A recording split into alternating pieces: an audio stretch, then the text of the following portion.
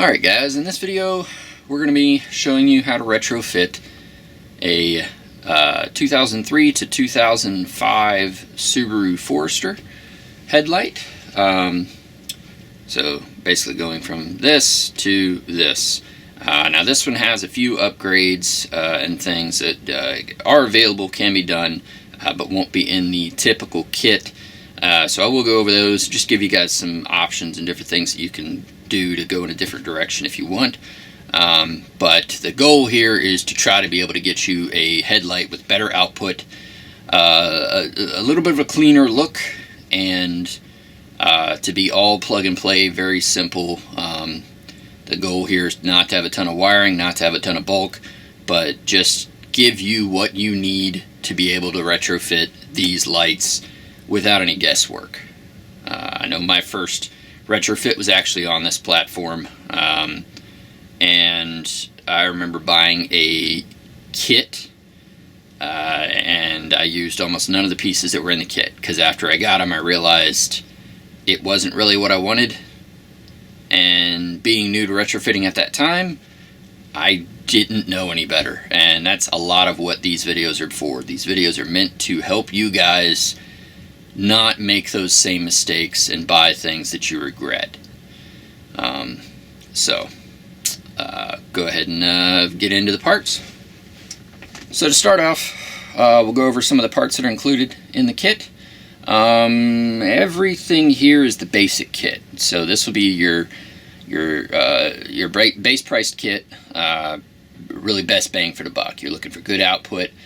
You're looking for a clean build, nothing that's going to attract any attention from cops, inspection failures, any of that stuff. Very simple, clean build that will elevate the car.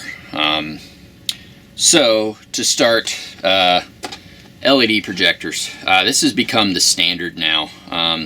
A lot of people still swear by HID, but honestly they're just missing out. LED has become the standard. If you look at the modern cars and you go to a dealership, you ask them for the top line cars, every one of them will have LED headlights. The top trim of most Subarus are LED headlights, BMWs, LED headlights. Everything is moving to LED headlights. HID is really a thing of the past. I can't even off the top of my head think of one single brand new car that comes from the factory with HIDs. Not saying they don't exist, there might be one. I don't know of any. HID is dated. There's a ton of bulk to it, ballasts.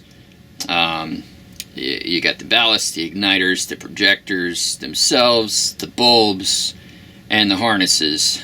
And you got to put all that under the hood and make it all wire up together right, and make sure your powers are good, because if your powers or grounds aren't quite right, bulbs don't ignite right, and then you got to replace bulbs after so long, and then the heat and the melting of plastics. It's just, HID is really just dated. So I've switched to LED projectors exclusively on all my builds. Another nice thing with LED projectors versus projectors with LEDs is that they are much more compact, and they last much longer. I've been using this particular LED projector for almost 2 years now, and have had 0 failures. None of them have come back. No issues whatsoever with them. So, you know, in contrast, using $150 LED bulbs in projectors, I've had almost every single one that I've put in a car fail. And I'm only assuming the ones I haven't heard about, I just haven't heard about. I know personal cars, family cars, and a lot of the builds that I've done using top brands like Morimoto and VLEDs, and they fail. They're just not, it's too compact of a package. There's no, there's a little fan on the back, but reality, it's just not enough. They overheat, they burn out. These don't. They're just LED projectors. They work so much better.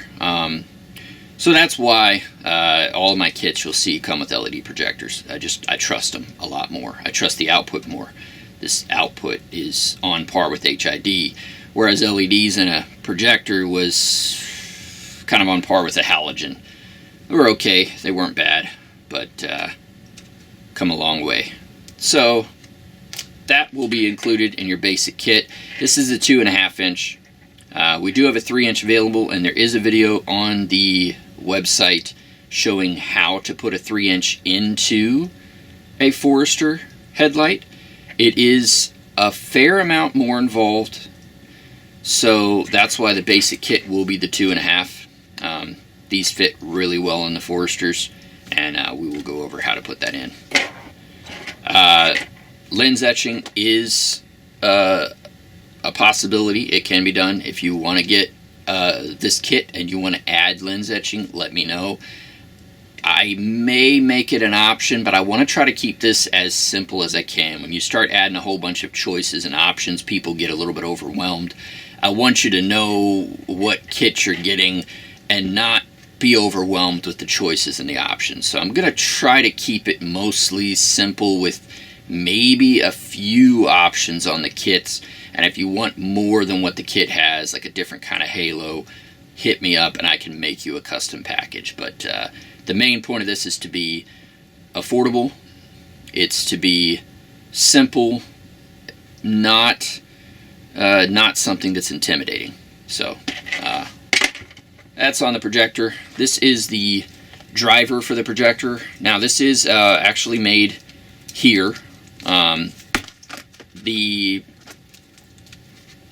The plugs on the Forester are a 3-pin plug, and that is for your high, low, and a constant power.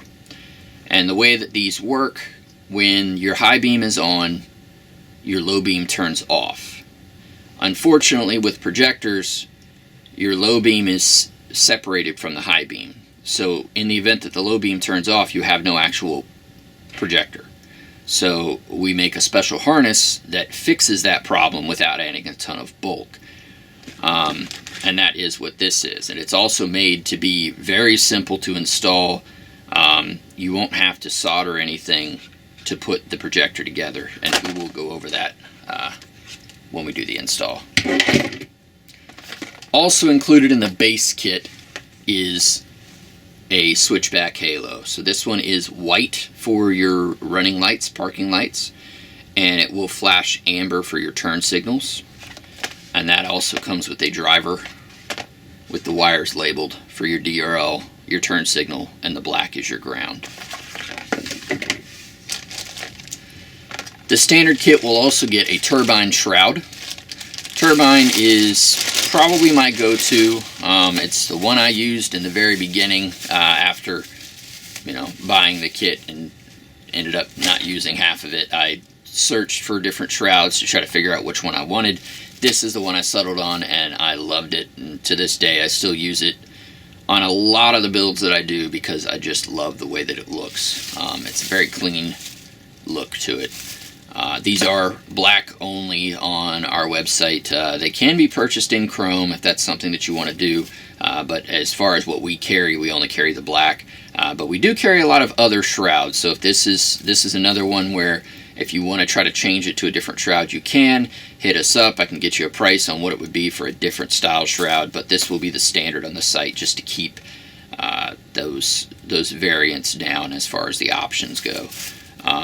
In addition, this is called a centric ring, and the purpose of this is to make this 3-inch shroud fit on this 2.5-inch projector. So we will cover installation of that soon. And this is the backing ring that will actually hold the halo in place. Aside from that, you will also get breather patches. Condensation, that's something that a lot of people talk about and have issues with when they do retrofitting. It's because they don't allow the light to breathe better, and that is exactly what these patches will do. So you drill a hole inside the light, you put the patch over top, it allows the air to move through and keep the inside of the light around the same temperature as the outside of the light. Condensation is when you got two different temperatures playing with each other, and then you get condensation. So these will help to prevent that, and we include 4 for each light in the kit. Lastly, in the standard kit, you will get a roll of butyl. When opening lights, it's always a good idea to add a little bit more butyl to make sure that it is actually sealed. There's condensation, and then there's a leaking light. Neither are good. but a leaking light is really bad. Leaking lights are generally because you did not use enough butyl to reseal the light. Now you don't want to go overboard, because that'll make it really hard to seal the light and you'll have the butyl pouring out all over the place, but we'll cover that. I'll show you how to do it. But butyl is very important when you open and reseal lights, so that is included as well in the standard kit. Now, as far as options go, I know these two I'm going to have on the site as options. The first one is our clear corner reflectors, and I will be installing that on this particular set. Now this is optional, but I will show you how to install it. Things to consider with this: in most states, legally you are required to have an amber reflector on the side of the car. Now, whether or not you're going to get pulled over, ticketed, fail inspections, that's always possible. But that's the kind of thing where, you know, it's preference. As most of us car guys know, we do some things sometimes that are questionable when it comes to legality. I don't think any of us are trying to break the law, but at the same point, the laws are so nitpicky that it's almost impossible not to break a law. I mean, I'm pretty sure if you have a air freshener hanging from your rear view mirror, you're technically breaking the law. So, you know, it becomes a little bit difficult. Some people want these, some don't. That's totally personal preference. I personally like the look of the clear, but I understand the legality of having the amber. So that option will be on the site. You can do it if you want, at your own risk. Please understand that. Another option is demonize. So some people do want the RGB, a little bit of RGB in their lights, and they want to dress them up a little bit. So I am going to make that an option as far as the demonites go, and I will show you how to install them on this set. And that way, if it is something you want to do, it's easy to add. You know the price if you're just trying to check the price on it, and you can just, you know, go ahead and add it. But that will be. In addition to that, what won't be, I'm not going to include this, would be like halo swaps. So like we do have RGB halos that you can replace the regular ones with. We do have color flow halos, and we have drivers for those as well. Our RGB halos can tie in with the DRLs and the turn signals, as well as our addressable, the color flow stuff can tie in with the DRLs and the turn signals. So there's tons of options if you want to start, you know, getting a little bit more into the nitty-gritty of actually deciding what kind of light you want to build. We can totally help you with that, but you just reach out to us, let us know what you're looking for. We can put a package together, or you can just straight up buy the parts and go ahead and do the install yourself. But the biggest thing that's unique to this kit that is not going to be available anywhere else on the site is our plug-and-play harness for the projector. That is something that you're only going to be able to get if you buy this kit. We do not sell it separately, and we will not be selling it separately. So that's one thing to keep in mind. Alright, so next up we'll go over the tools. Okay, so on to the tools. The tools that you'll need, you will need a drill with a 3/4 inch drill bit. I use the stepper bits. They work really, really well, but 3/4 inch will work. You'll also need about a 1/2 inch for the breather patches. So both a 1/2 inch and a 3/4 inch drill bit, or a stepper bit if you have one. A basic screwdriver, Phillips head. I like the electric ones. Either will work. You don't have to have both. A small tipped screwdriver, like an eyeglass screwdriver, would work really well, or really anything with a sharp tip. This is for depinning a couple of the plugs that we have. A pair of pliers, some kind of a glue, a pair of gloves, and then the last thing is a pair of pliers. So now on to the light. So on the light itself, you're going to want to go ahead and remove all the bulbs in the back. And most of them just twist right out. Some of them can be pretty tight, especially if this is a new light. So you pull out the bulbs like that, pull this back cover off, and remove this bulb as well. Then you're going to want to go ahead and remove the 2 screws here, as well as the 3 along the bottom. So removed all the screws just like that. And we're going to take it over to the oven and open up. Alright, so we're over at the oven now. Now I'm using an industrial oven, but any kitchen oven will work fine. You're going to want to preheat to about 215 degrees Fahrenheit. And you're going to need something so that the headlight is not touching any metal. So you can use some blocks of wood. You can use like maybe a silicone liner for like cookie sheets and stuff like that. That would work. You could probably try towels. Keep in mind not trying to start a fire, but 215 is not that bad, so you'd be okay with that. But something that can take the heat but prevent the light itself from touching any hot metal surfaces. So 215, and we're going to put it in for about 10 minutes and then pull it out and open it right up. Alright, so it's been about 10 minutes. Pull this out. Keep in mind, this might be a little hot. I'm kind of used to it, but if you have gloves or something, it's probably not a horrible idea to use it. I'm not going to, but there's a little slot right on the bottom of the light where you can easily fit like a screwdriver or something to try to pry these open. It's not hard to get. I mean, I got special tools, but it's probably not worth the money to buy the tool just to open a set of lights one time. I'm going to use it, but you can totally use just a flathead screwdriver and just start prying around the outside, and it will work just fine. These just make my life a little bit easier, and being as many lights as I open up, it didn't make sense not to use them or have a pair.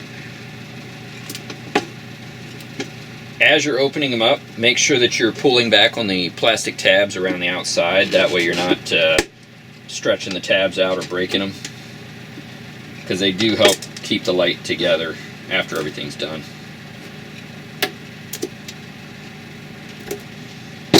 So once you get it about open on the one side, you can grab it, you can just pull it right out.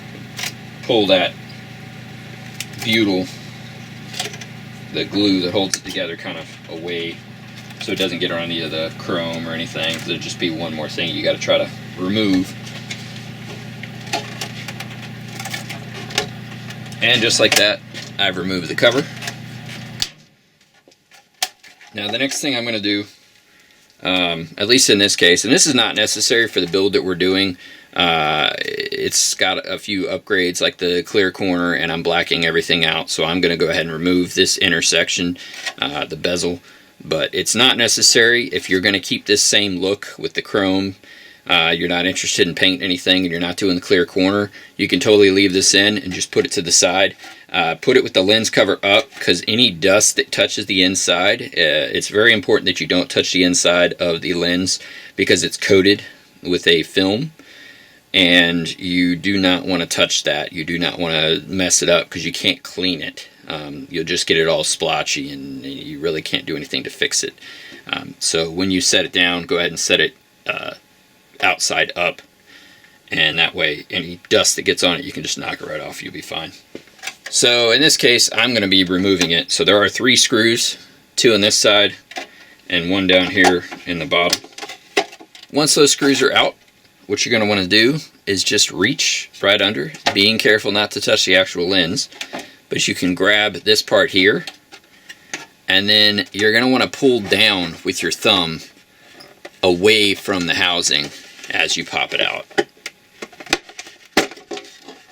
And it will slide right out just like that.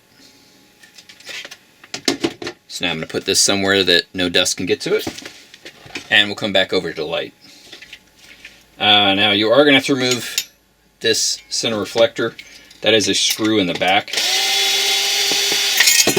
Pull that screw right out, and you can toss these. You won't need them.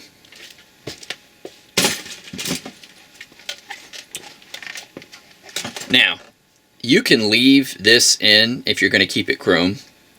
If you're going to strip the chrome and paint it, then you're going to want to remove it. I'm going to show you how to remove it but once again, this is optional. You don't have to do this unless you're going to paint it. And even if you're going to paint it, you could mask everything off and just paint it with it inside, and that'll be fine. You can mount the projector in there without having to remove it. It's definitely optional, but I'm going to go over actually removing it, and then I'm going to also cover ways to strip the chrome, which you probably don't want to do when it's in the light anyways. So as far as actual removing it goes, there are 2 screws on the back. This one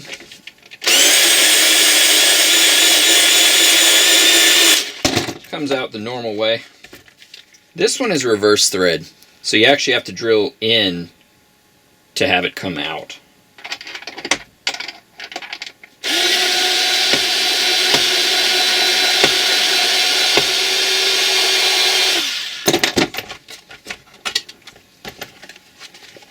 And the last one is a little pop down here. So if you just put a little bit of pressure on it, it'll pop right out. So now we've got the empty housing. We have our reflector. Keep in mind there is a plastic little detent here. They normally stay in, but if you're really worried about it, you can fish it out, put it to the side, that way you don't lose it. If you lose this, it's gonna be a little bit of a nightmare trying to get everything back together. As for this, if you are going to paint it, please remember to remove your clear cover up top here. You can just pop that right out from back. I just stick my finger right through the hole, push it right out. You can use a screwdriver if your finger's a little bit bigger. Pops right out, I put it right to the side. So that's the basic components to the light itself. On the light itself, especially if you pulled everything out, but even if everything's in, this is a good time to go ahead and drill our holes. So you got 5 holes that you're going to drill. You're going to want 2 on the top for ventilation. I usually put one right here, and then maybe another one like right over here. So like right here, right over here somewhere. The bottom's pretty easy, just like one there and like one there. The idea is just to spread them out a little bit, 2 on the top, 2 on the bottom, and that helps the whole light to breathe. I'm also going to put the hole for the wires right here. So as long as you're doing a USDM light, this will be fine. If you are using a JDM light, I think there's a bunch of like hardware and stuff there, so you may have to do a different place for your hole. So now we've got all of our holes ran, and I am going to go ahead and put the covers over top. These are the breather patches that are included in your kit, and I'm just going to go ahead and cover up the 4 holes, the 2 on the top and the 2 on the bottom for the breathing. Next up, I'm going to go ahead and run the cable gland out the back of the light, and that's what's going to go through the hole right there. What you're going to do is grab your harness, disconnect this part of the 3-pin, set aside your driver, and you're just keeping this part. Go ahead and remove the nut from the bottom of that, and we are going to slide this in from the outside. Just think of it like this. This is the plug that goes to the car. It needs to be on the outside of the car.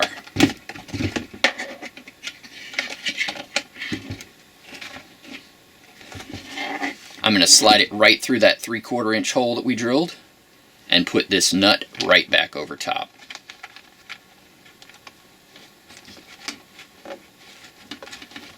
Go ahead and screw it in, and at this time you do not want to actually screw the cable gland shut. The way these work, you're actually going to be able to screw them down, and it will create a watertight seal. It will also keep the wires from moving in and out. But right now we want to leave it open, and that way I can run more wires out, because we are going to have other wires that we have to push through there. So now that we got that done, whatever glue you had, this is a good opportunity to use it to secure that nut. In general, usually they hold fine. They're okay. They don't like to break free. But it helps if you put a little bit of glue around the outside of it and around the threads, because then at that point it's not going to go anywhere. So at this point we can go ahead and set this to the side. We won't be needing it again for a little bit. Moving on to the reflector. Now in this case I'm going to leave it I'm going to leave it chrome for this side, just to kind of give you a comparison between a chrome and a blacked out look. But if you are planning on painting this, I recommend that you strip the chrome first. This is just chrome on plastic basically. So what you can do to strip that chrome down, you can use easy off oven cleaner, or you can use an industrial strength degreaser. Either one will strip it. If you're only, if this is a small job that you're doing just for yourself, the oven cleaner may be easier because you can just spray it on, let it soak, and then wipe it away. If it's something that you think you're going to do more often, then the degreaser is a lot better. It's a lot easier if you have like a 5-gallon bucket and you just dip it in, but that's like a $50 expense. So the oven cleaner can be a little bit easier. But either way, I would highly recommend that you use something to remove the chrome before you paint, and that way your paint sticks better than it would to this. Another thing to consider, there are some anodized sprays that are designed to go over top of chrome and give it a look.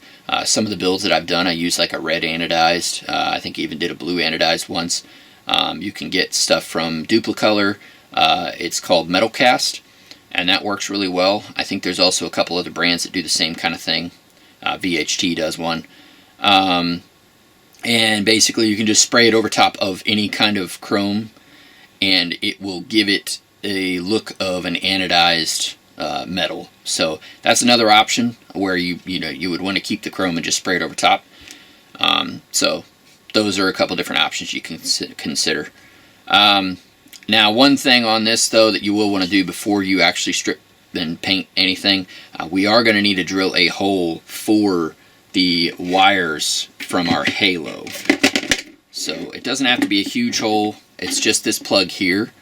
But you're going to want to do it somewhere near the bottom of the light, and that way we can just run the wires right out the back. So just like that. I'm going to go ahead and blow this out with compressed air. You're going to want to be careful, especially if you're keeping the chrome, because this stuff will scratch your chrome. So it's not real ideal to wipe it down. It's much better if you can blow it out, or just, I don't know, be really careful when you're wiping it down. Use some water or something like that to rinse it off maybe. That might be a better option, because if you do wipe this with a microfiber, it's going to scratch stuff up. Same story on this one. You can leave it as is if you want. You can paint this your anodized color if you want.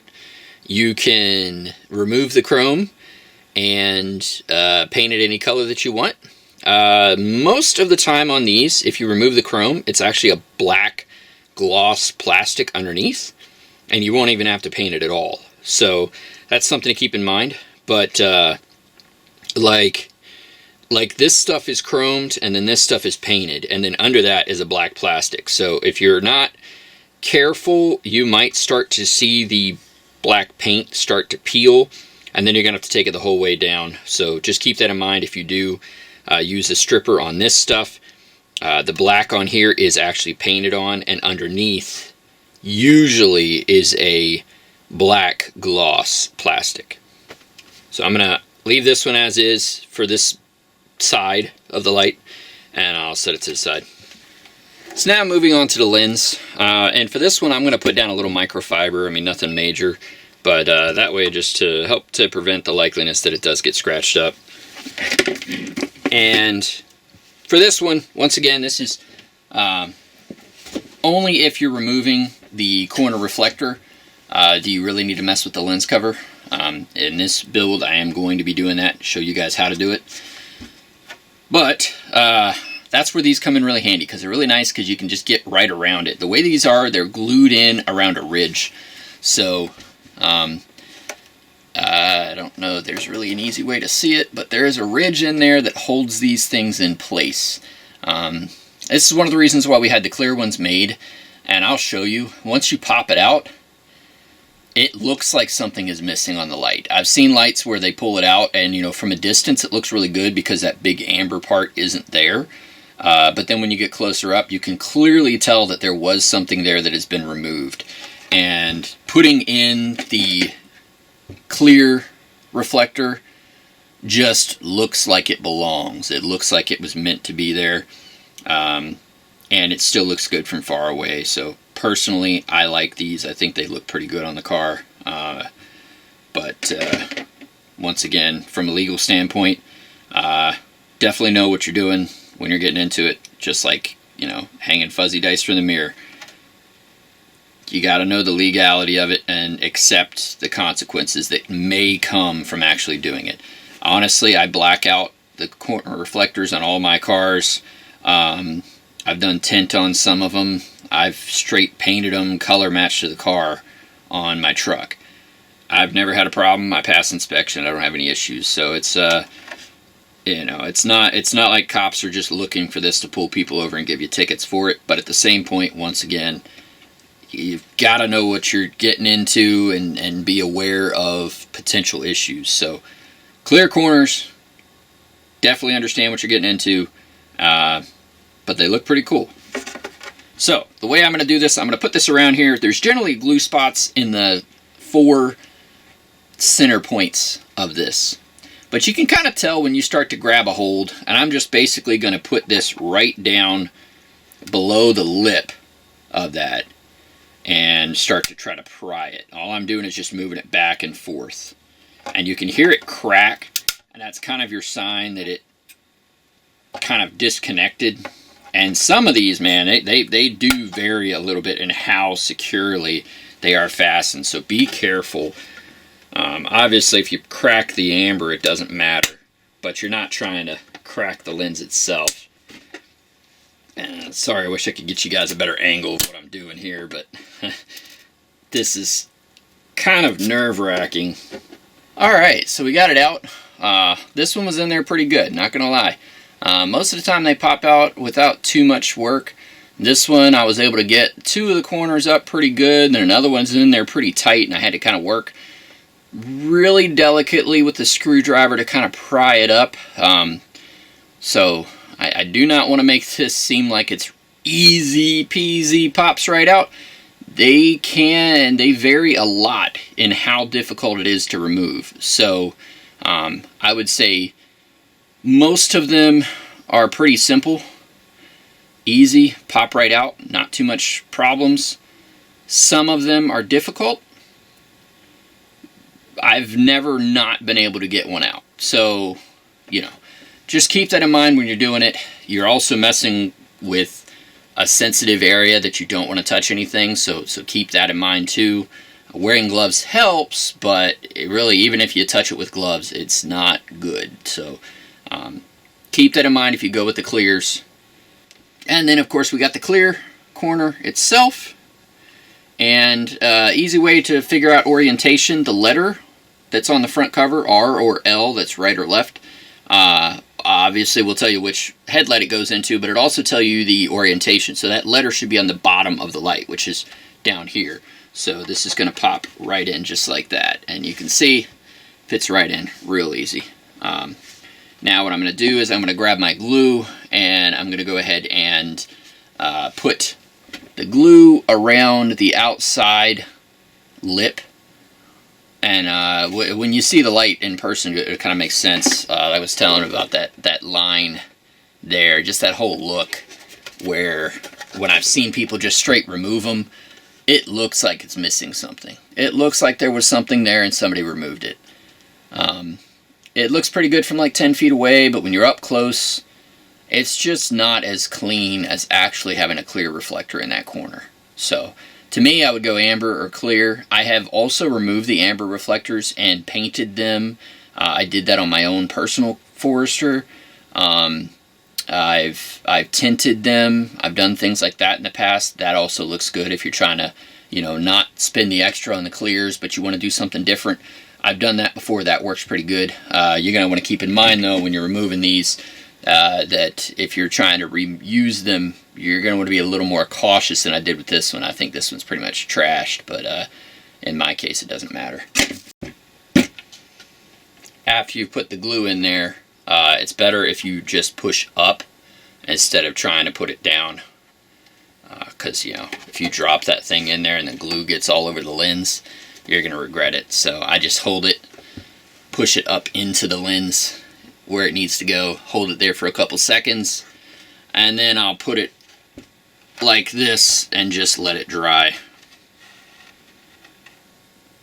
A little bit of glue there.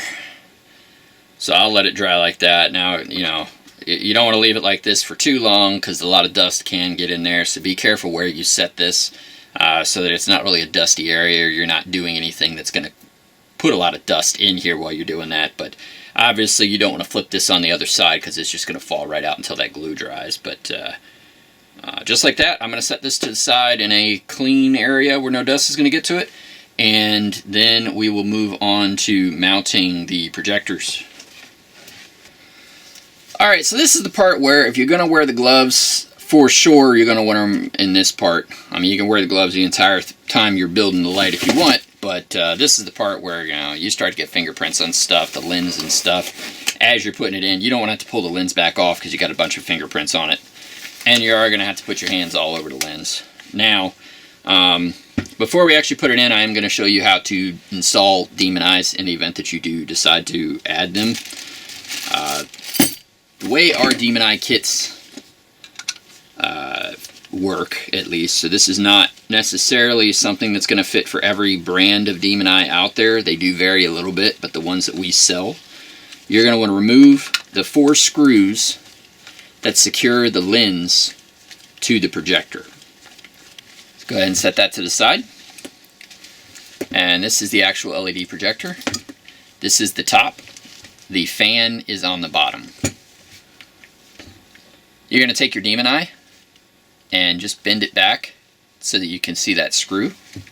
Go ahead and remove the screw.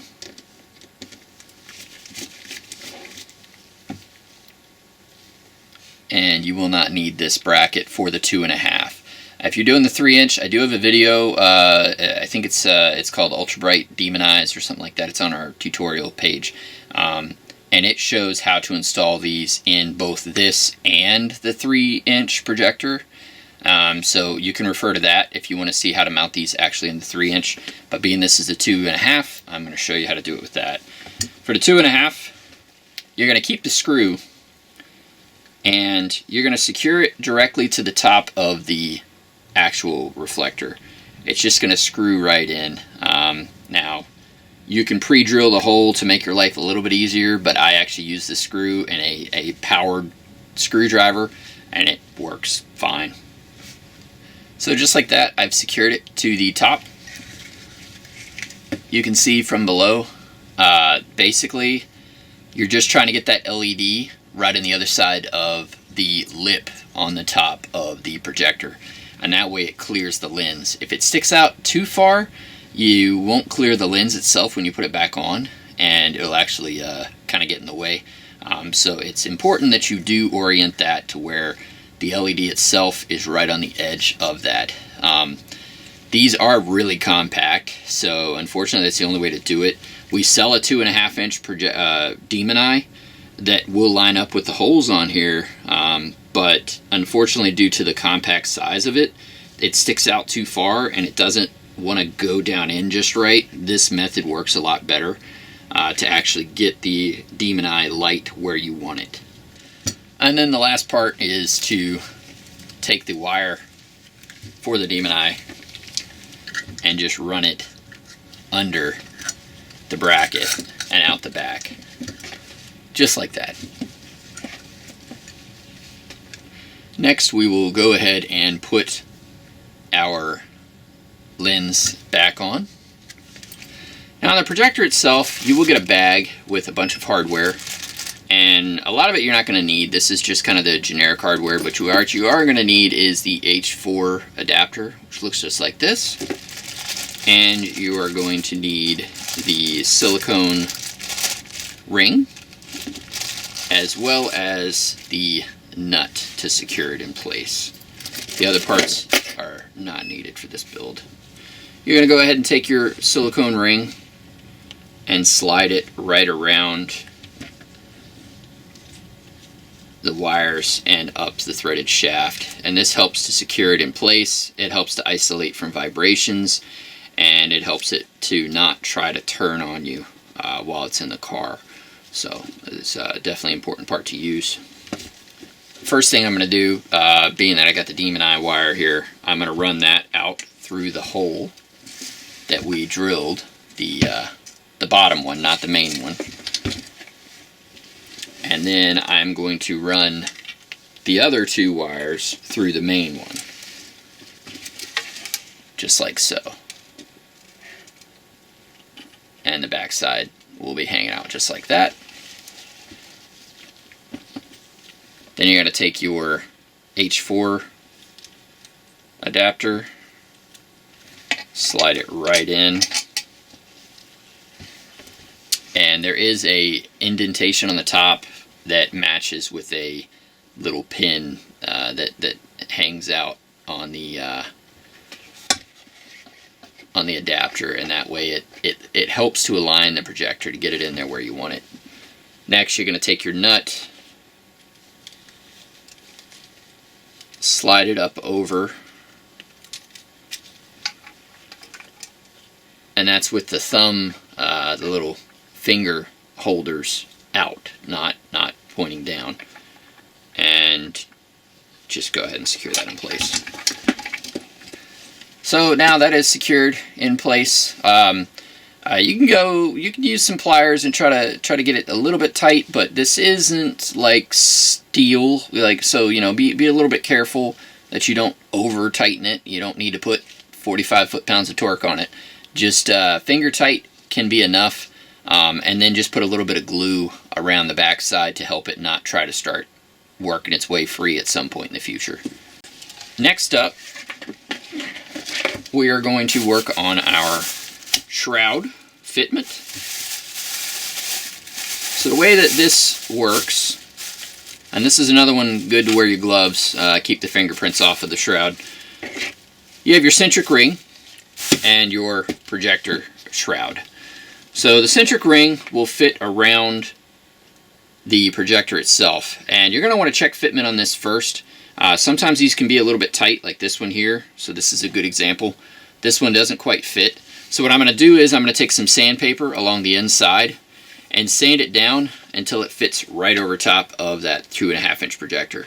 If you get the 3-inch projectors, you won't have a centric ring, and this should fit directly on. It seems to usually work pretty well. But the centric rings, they kind of vary a little bit, but they're supposed to be tight. So I'd rather have it tight, too tight than too loose. And then I can just sand it down to make it a perfect fit.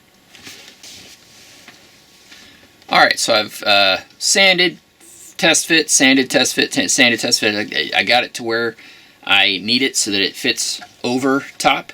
It is a snug fit, but that's good. You do want it to be snug. Actually, it's not a bad idea to go back over top of it. When you finalized everything, fitment is good on everything, and just add a little bit of glue so that once you get it in place, it doesn't come back off. This will snap right into the shroud. So you're going to go right up in there. You can see where the indentations are on the ring and where the tabs are on the shroud, and it'll pop right in place. Now, as far as the actual shroud goes, there is kind of an orientation to it, and you can tell with this ring, it kind of makes it easier to see. This is the bottom, this little ring here. So you're going to want to put this in and just kind of see where it sits. And wherever that is the bottom of the shroud. So I know this is the bottom. Now, what you're going to have to do with these shrouds to get them to fit is you're going to have to trim just slightly. We do have shrouds that fit with no trimming, but honestly, they just don't look as good. All of the bigger shrouds look better in the Foresters, but require trimming. So if you get a Panamera, you get Ocular, you get any of these, they're going to require some trimming. This does not require a ton of it. It is just a little bit on the bottom. You can use wire cutters, a Dremel, ultrasonic cutter if you got one. There's a few different ways to remove it. For me, I'm just going to go use the ultrasonic cutter and cut it right out, but a Dremel is probably the most common thing that everybody has. It's really easy to remove. You can even use a belt sander if you have a belt sander, and then just, you know, kind of, once again, notate what the bottom is, and just push it right up against that belt sander. You're actually going to get the smoothest cut with the belt sander than you will with anything else. The problem with the belt sander is that it does create a lot of dust, and I don't really like the dust, so I'm going to use the ultrasonic. This is probably the most customization work that's going to be involved with this build, is actually making this fit right. So what you're going to want to do is you're going to want to take a little bit, check it, take a little bit more, check it, take a little bit more. Obviously you don't want to take too much off because then you have a big gap, but you can kind of look at it and see an eyeball and figure out about how much you got to remove, and then just keep test fitting as you remove until it fits right in. Alright, so I went ahead and flattened out that bottom a little bit. Now it fits right over just right. Keep in mind, if you've painted this and it scratches as you're putting it on, it's going to remove paint. So yeah, this is obvious stuff, but anyways, definitely check your fitment, make sure you've got good clearance, make sure that it's not going to scratch any paint or anything. Next part we're going to do is to secure the halo into the shroud itself. Now, there are a couple high points on these that you have to remove, and there's one here, there's one here, and there's one here. And you'll see, basically you want to make them the same level as the ones up top. And there's a couple ways you can do it. Use a Dremel, you can use some scissors, you can use some pliers and just kind of snap it off. I'm going to go right back to my little Oetiker clipper thingies.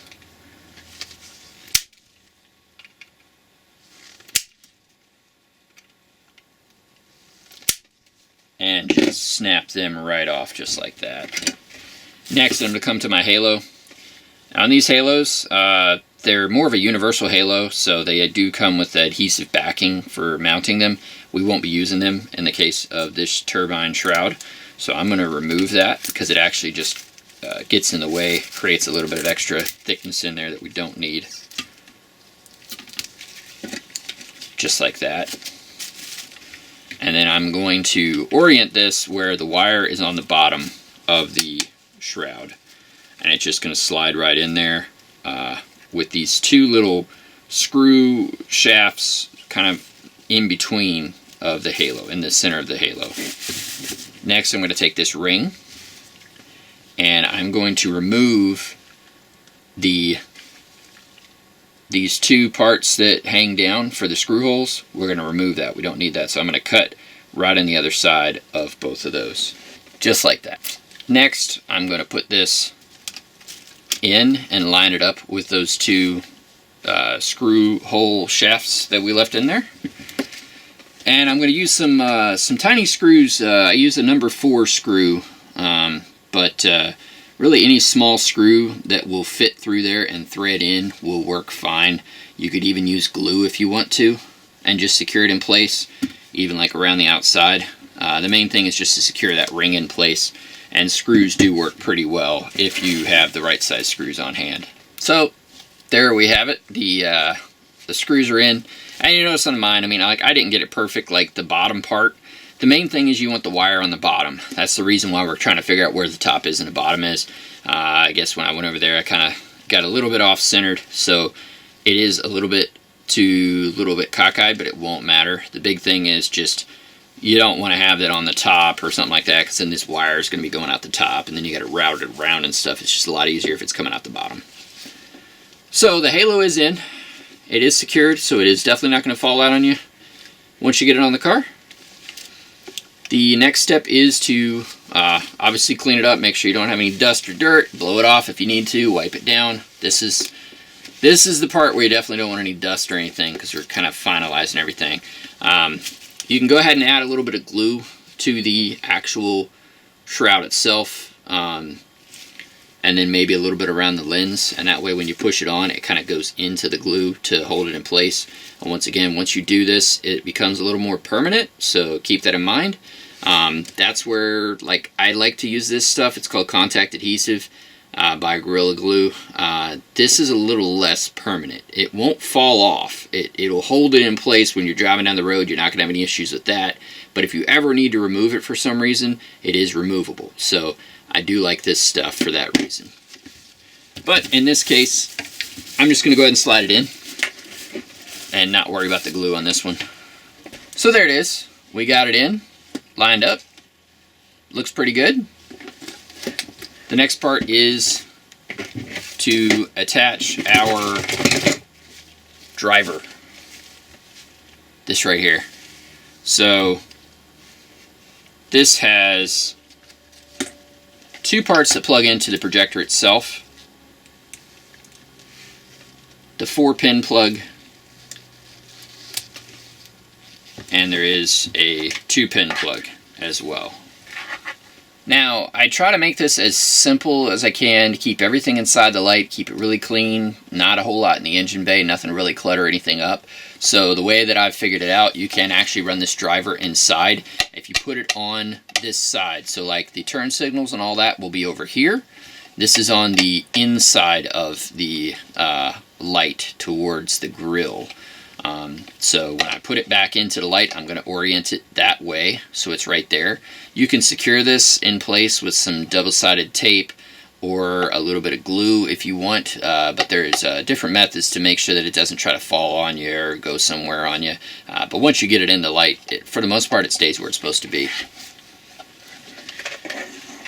So I'm going to go ahead and take the housing now, and all the wires I'm going to want coming down towards the turn signals, and then I'm going to hold this up top and I'm going to push it right in place on top of the screw holes and the threaded shaft and all that. I'm also going to orient the wires to come right out along the bottom.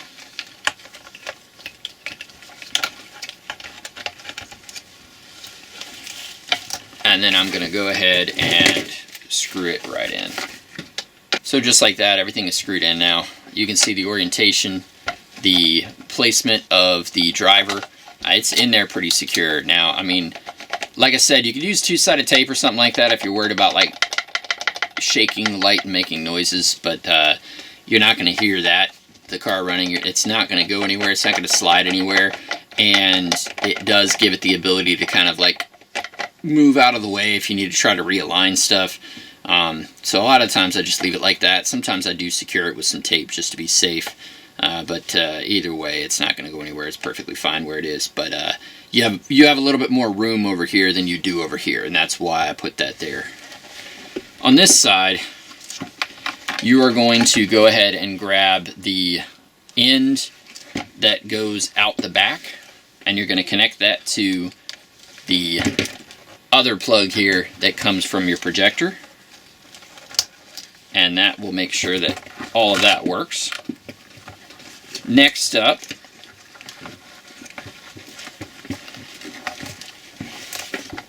you're going to grab your Demon Eye cord, assuming that you did Demon Eyes.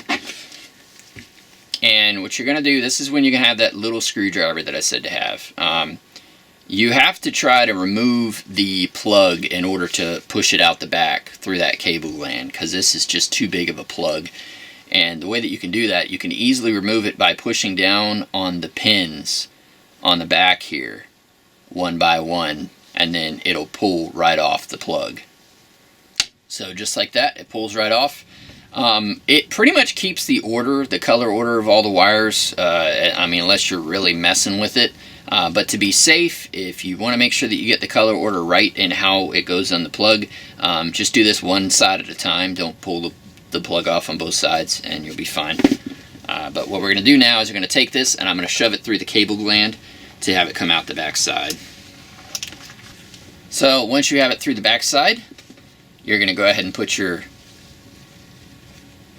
plug back on top.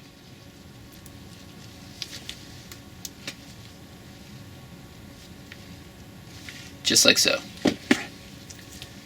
Next, we're going to go ahead and run our driver for the halos. This part plugs right into the halo as well. These wires are going to go out the back so you can tap into your turn signals and your DRLs. I'm going to remove the labels so it's easier for me to get it out the back side of the light. And I'm going to go ahead and push this through that cable gland as well. So there it is. I've got everything inside. I have the driver here right up in the corner there, so it can't get in the way of the actual housing that goes over top here. There is a little bit of a backing to it, so you want to make sure that it's tucked up out of the way like that so that it doesn't get in the way. Back onto the cover here. This will be the part where we put this back in.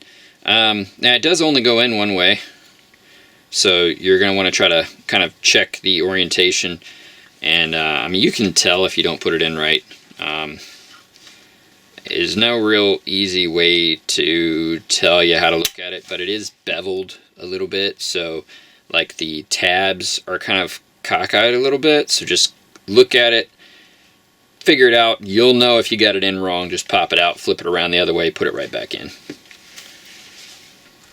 Now we're going to go ahead and put this back into our lens, and you're going to want to start on this side and push it up in, and then on this side, as you bring it down, you want to push it this way and just kind of feel it around the little screw where these screw into, those little dowels.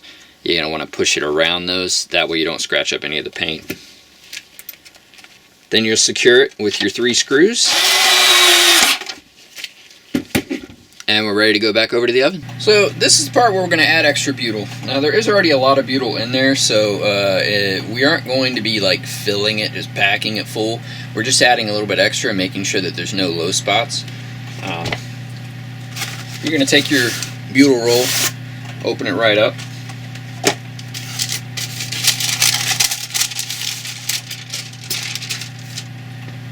And that is the roll right there. Now I'm just going to pull off a little bit. Honestly, you don't need much. These aren't huge lights, and there's already got butyl in it. So I'm going to pull like less than a foot.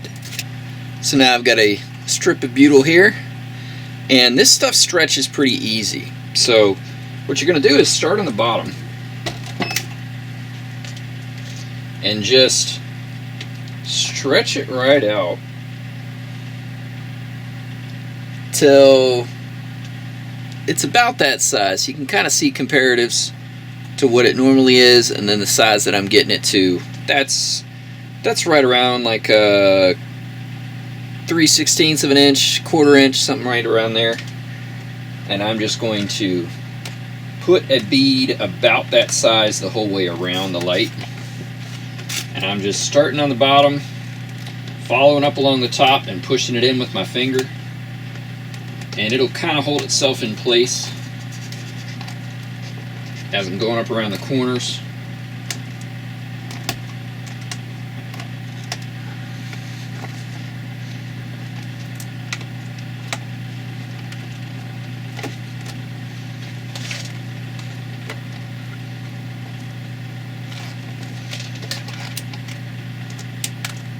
And then when I come up to the end here, as you can see, I even had a little bit more than I needed, even doing a foot. I'm just going to tear it off right there, push that right down in, and now I'm going to go ahead and throw that right into the oven.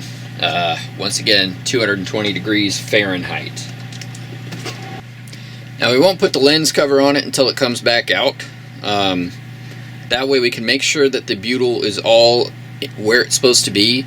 Sometimes it will try to shrink, sort of, and like fall out, and then it won't be up in the corners anymore. It'll be like down on the light or something, and then you seal it up, and then you get water leakage and stuff like that, you open it back up and you realize what happened. This way we can make sure that the butyl is where it's supposed to be. This will heat up the butyl. It also helps to save the headlight lens from getting a little bit too much heat. Over the years, they generally start to crack and they start to fade, and a lot of that is the breakdown from the sun and heat. Obviously, putting it in an oven does some of that as well, on a lesser scale, but it does do it. So it's just better off not putting it in the oven. And another thing that we do here for our builds, would totally be up to you if you guys wanted to do it, is a ceramic coating. I like Adam's 10H ceramic coating. Their graphene kit works really well. It comes with everything you need. The graphene 10H coating, applicator pads, prep, surface prep, the rags, everything that you need to do it, and to do it right, is right there. You can go with a cheaper ceramic, and it'll work pretty well too. A lot of it just is the life, how long it's going to stay on the surface. So this particular kit is rated for 7 years to protect against UV, and it also is really good for cleaning the lights themselves. So bug guts and things like that wipe right off real easy, versus having to, spray something on it and rub it a little bit. The ceramic coating really does help with that. So you get UV protection, and you get a much easier surface to clean, to get things off like fingerprints and stuff. It also, if you wash your car, the water just runs right off. It doesn't bead up. So a few benefits to the ceramic coating versus doing clear coat or doing other stuff like that. Honestly, the protection is about the same. The ceramic coating can't get pitted. Clear coating can, so it's easier to scratch a clear coat than it is the ceramic, on at least on headlights. It's not quite the same in a car, but on headlights themselves, it's a little easier to scratch a thick clear coat than it would be to a ceramic coating. So we do ceramic coating. It's also a lot faster. Clear coats have to dry. Usually you want to let them gas out for a day at least, if not more.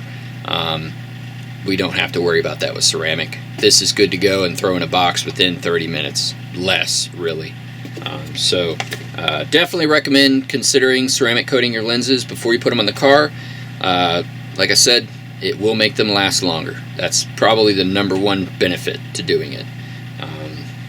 So keep that in mind. And I am a big fan of the Adams 10H kit. That's the only one that we use here. Alright, so we got it back out. The glue is nice and hot and ready to get the lens right on top. So I'm just going to go ahead and line this up. Slide it right in place. So I've got that in now. I'm going to turn it over, and I'm going to go ahead and screw in the 5 screws. Alright, and just like that, everything's screwed in. And we'll go ahead and take it back to the bench. So now that everything's back together, we're going to come back to the back side here. Now you're going to want to screw your cable gland down so that it kind of holds in wires and they don't try to move around on you. Now these are your turn signal, your DRL, and your ground wires. And for those, you're going to want to tap into the back of your turn signal and your DRL, or parking light up at the top corner here. So I'm going to put these bulbs back in. On the car, you're going to want to go ahead and tap these into the appropriate wires on this side. I will show you a little bit of a trick on the Foresters, at least with this one here. If you look at the back side of this plug, there's an arrow that points to the positive side, and it's a little arrow right on the back side of the plug, so it points this way. So that means that this side is positive, this side is negative. You can pull the ground from anywhere that you want. It can be from the turn signal, it can be from the parking light. Both grounds are fine. But you're going to want to go ahead and tap in that yellow to your turn signal power. Ground will go to A ground. and then the red wire goes to your parking light power wire. And it is the same orientation, so if you're looking at the plug where the push button is, it'll be on the bottom of that. So the same orientation on both of them as to which wire is which. But you know, if you get a voltage meter, a test light, or something like that, you can figure out which wire is which. Worst case, you put it in the wrong one, you got to flip it to another one. You're not really going to fry it by putting it on the wrong wires. Long as it's 12 volt, obviously, but everything on the car is. So the last part is your cover. We're going to reuse this cover. There's a plug that's included in your kit, and it will go right into the hole where the bulb normally goes, and just snap right in place there. And then we can put this cover right on top of the back of the light there, just like that. That's going to keep it watertight. Nothing's going to get in. This is your main plug. Pretty simple how it actually plugs into the headlight itself.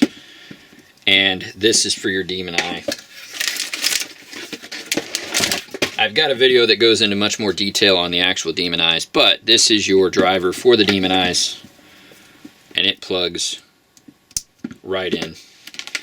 And this is the controller, which has a power and ground that goes directly to the battery with an inline fuse available as well, and then 2 leads to each one of the drivers. So one to the driver's side, one to the passenger side. As I said before, you can ceramic coat these if you want. Some people put like a PPH film on top. There's a couple different ways to protect them, but you know, you just built yourself a set of lights. Go ahead and make it last a couple more years than normal. Like I said, the ceramic coating that we use is a 7-year protectant, which means you should get about 7 years or more before the lights start to fade. And it doesn't mean that after 7 years your lights are trash. It just means that it's providing you that extra level of protection that you're not going to get if you just put them on the car like this. That's a lot of people complain about is the life expectancy of the lens covers. It's really easy to fix that. OEM lights can't be found, really new at least. So you know, there's not a lot of options. We're pretty much stuck going with the aftermarket world if you're trying to replace and go with a new set. If you're using a set on your car and you happen to have a clean set, you know, that's pretty cool. You could still benefit from a ceramic coating though, so definitely worth considering. Clear coating is not a bad option either. It's just a little more involved. So you know, weigh your options. But the kits will be available on the site. As I said, at this point the plan is to have kits with the basic setup that you saw here, and an option for the clear corner and the demon eye.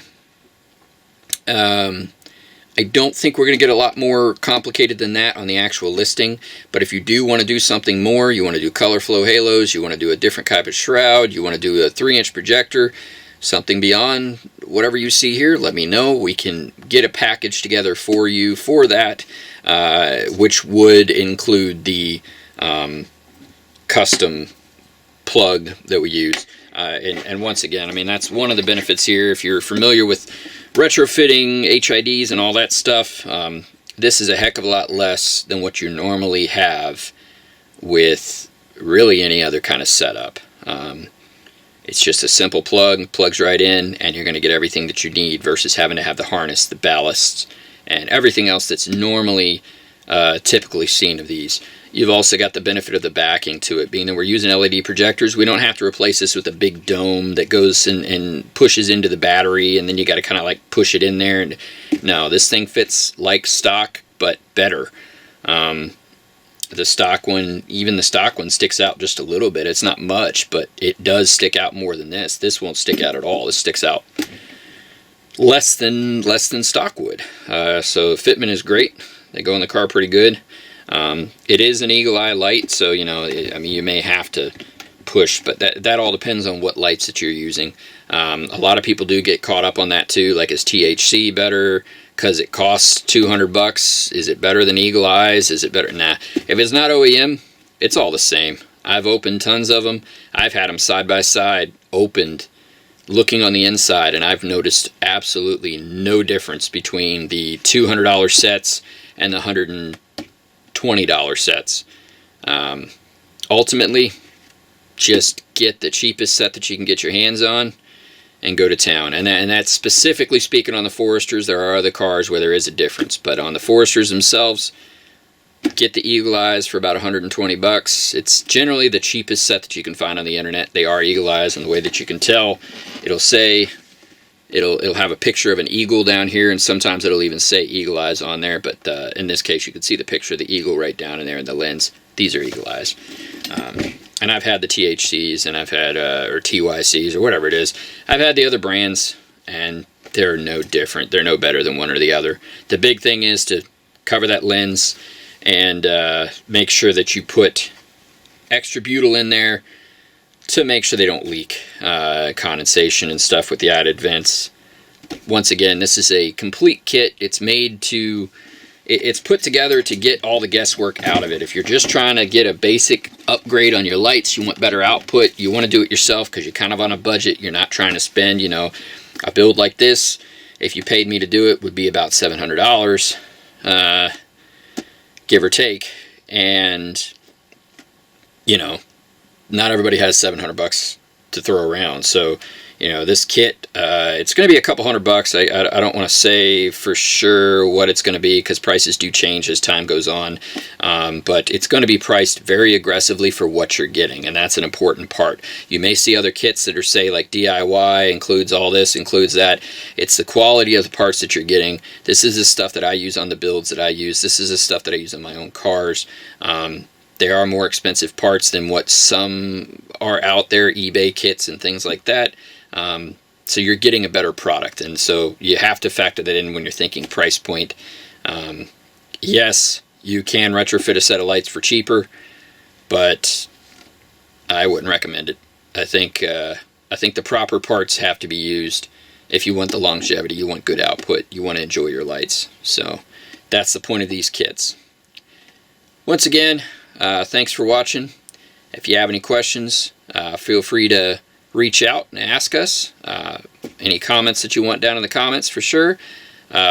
Like and follow. Make sure you're subscribed. And until next time, thanks for watching.